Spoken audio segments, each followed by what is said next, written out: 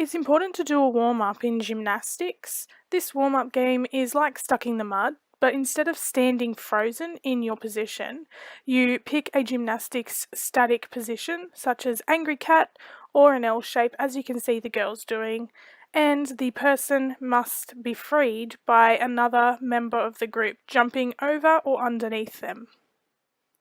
The next warm-up game is called Crab Soccer, and it gets students working as a team and trying to score a goal using their feet only. Now the trick is students must stay in their crab shape the entire way through the game.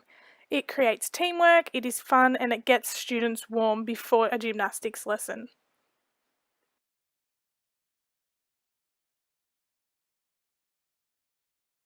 This is our tuck position for a forward roll. The progression involves students rolling backwards and forwards on their back so they get used to the motion.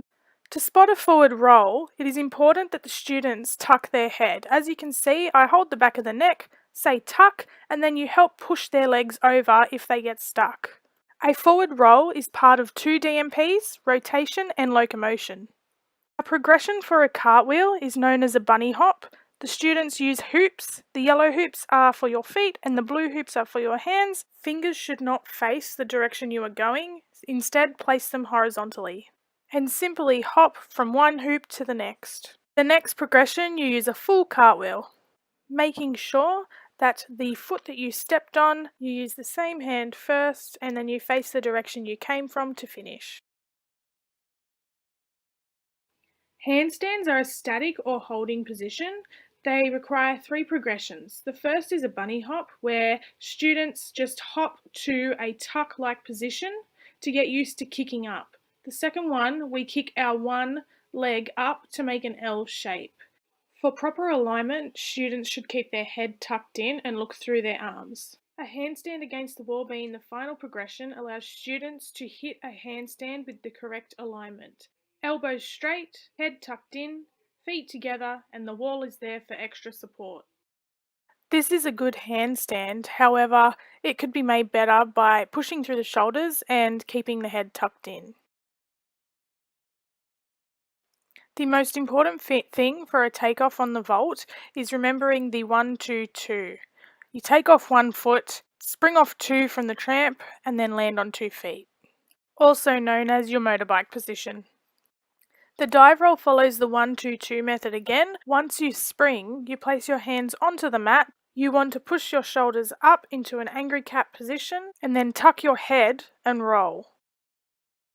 For the handstand flat back, the progression gets students pushing up into a handstand position through their shoulders, tucking their head so that they can get that position for a handstand flat back. When spotting a handstand flat back, you want to push their legs once they hit the handstand position.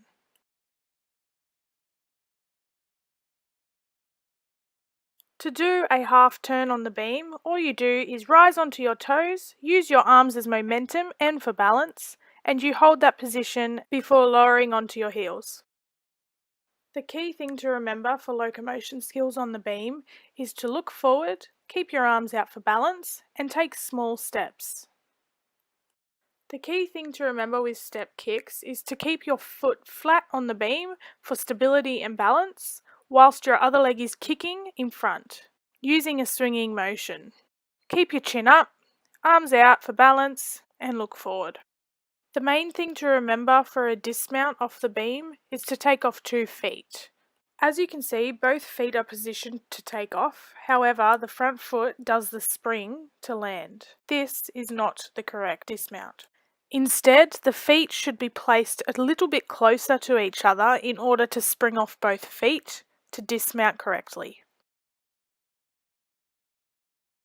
Things to remember for a tuck hold is to pull your knees to your chest, point toes and look forward.